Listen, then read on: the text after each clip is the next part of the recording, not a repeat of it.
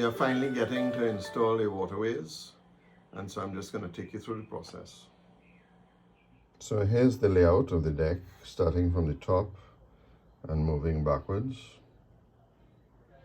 The midsection, and finally the stern. We're going to start by looking at the forward section. This little piece in the bow is really challenging. You need to take your time to make sure you have symmetry on both sides. You can see from the plan here that the lift, or the 4-inch piece, goes all the way really to the center. So it's going to come all the way across. So right now we're just making up the cut, and this is what we're cutting off.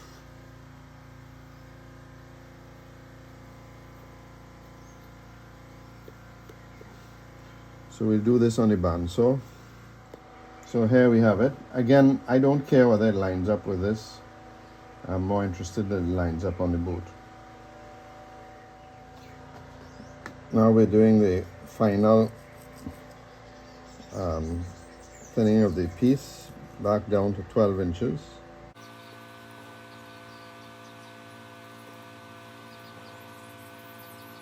So you can see we have quite a bit to take down on both of them.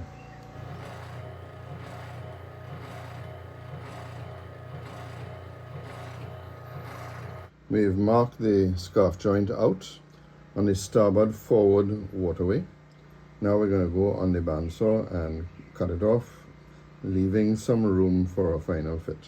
Having rough shaped all the various pieces and finally shaped the piece in the bow, we've stuck it.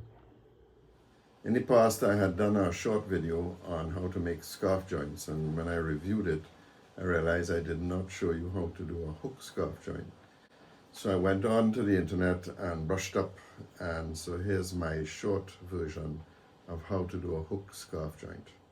This particular drawing suggests that the length of the scarf be 3 to 4 times the height, and that the top little piece should be 1/5 of the height. But there are others that have different measurements, so I'll show you what I did. There are just 2 measurements we need to get. The first is the length of the scarf joint, which is from here to here. And what the book seemed to say is that the length of the scarf joint should be 3 times the width of the piece of board. So the width of board is, in this case, a 1/4 inch or 12 inches. So the length of the joint should be 36 inches. The second thing we need to do is establish the midpoint. And again, I've pre-done that. And so we just mark it off. And so there is the midpoint. And that's where we're going to put the hook. So you should get it as accurate as you can, but the truth is doesn't have to be that accurate. And the second thing we're going to do is we're going to get a piece of wood which is 1/3 the thickness of the piece we're putting the scarf joint in. And you line up, so you get the piece of wood, you put it on the marks. So what you're doing is creating a mark that's 1/3 the thickness. And what that's going to do is to give us a piece that we need to cut out. And we go on the bandsaw and cut that out.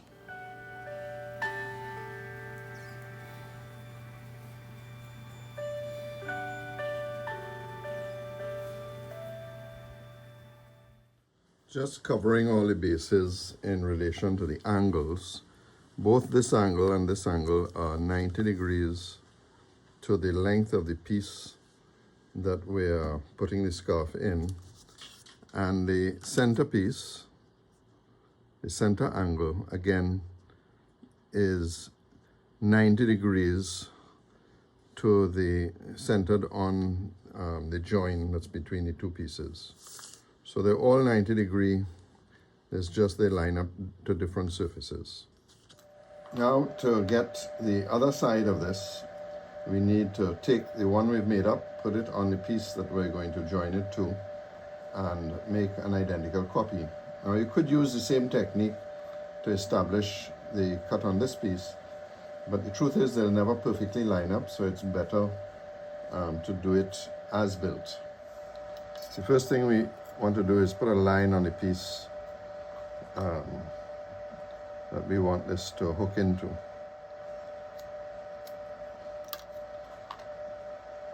And now we place the piece. As I say, this is simply to hold it in place. It serves no other purpose. And we do the same thing on this side. Now if we want it to be absolutely accurate, we should use a knife, which I will use. The problem is we're not going to see it. So I'll just highlight it with a pencil.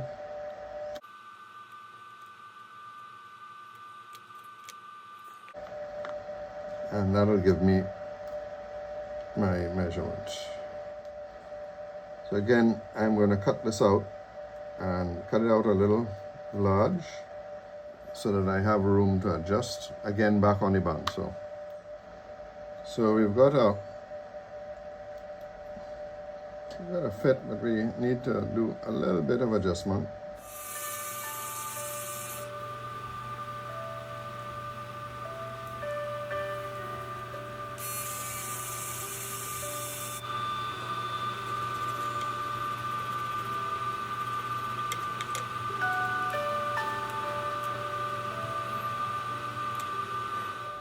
The key is to take off as little as possible.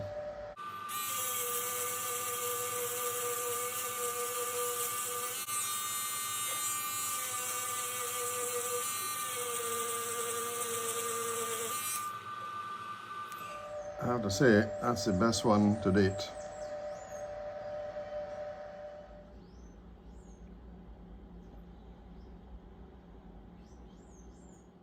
The other thing that I've found, which I didn't realize, is that these waterways were actually installed from the stern coming forward.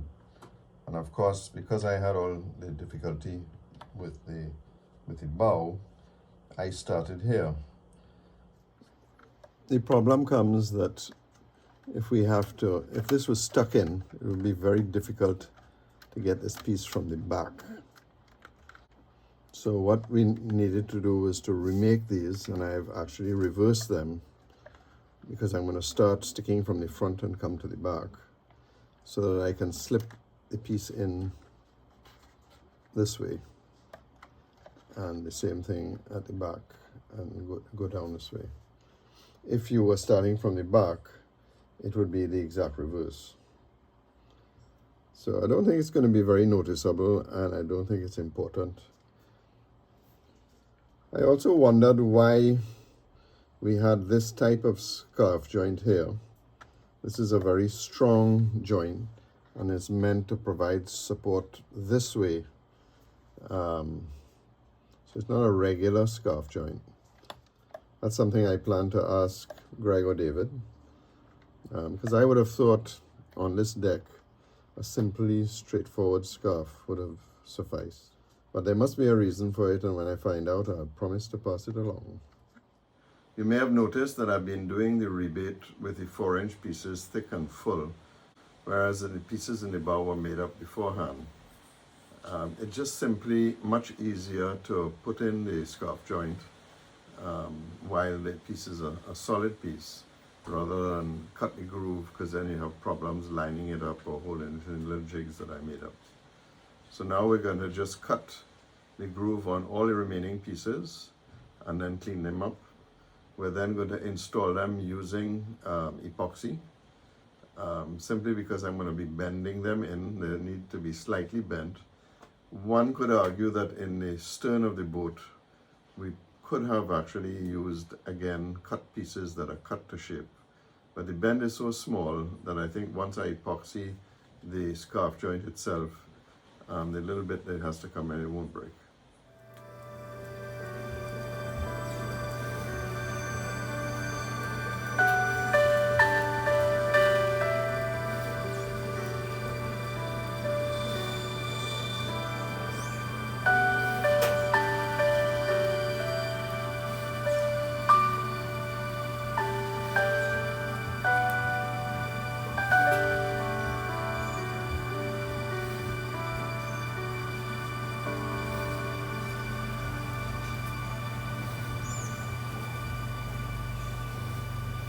These are the pieces cleaned up and shows you the front and the back, and so you can see the joints quite clearly.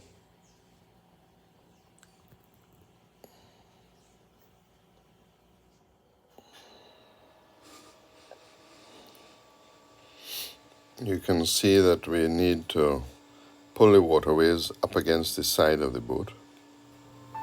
In hindsight, now that I am installing the waterways as a solid piece and not the individual pieces, the truth is I did not need to reverse the scarf joints. I could have followed what I was doing because I'm installing it literally as one piece.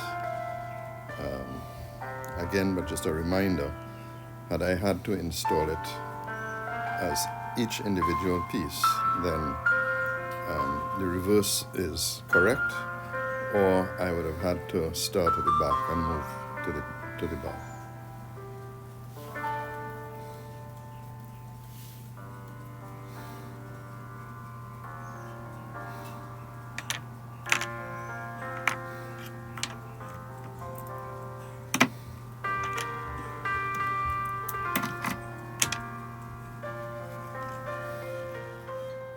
Well, that certainly took a lot longer than I thought it was going to take. But having said that, that very complicated hooked scarf joint, I remember when we were making up the frames and I had to make scarf joints for the first time, and Greg said, the more you try it, the better you get at it. But certainly at this stage, I'm whipping out those scarf joints with absolutely no problem at all. Again, it's just understanding the technique and then practice. So if there's a message that the build continues to give, is that there's almost no task, no matter how difficult it may seem, and because you haven't acquired the skill to do the particular thing, there's almost no task that we can't not just resolve some issues, but really get good at doing some real complicated joinery. So I hope you found this interesting and useful, and I'll see you in my next video. So keep modeling.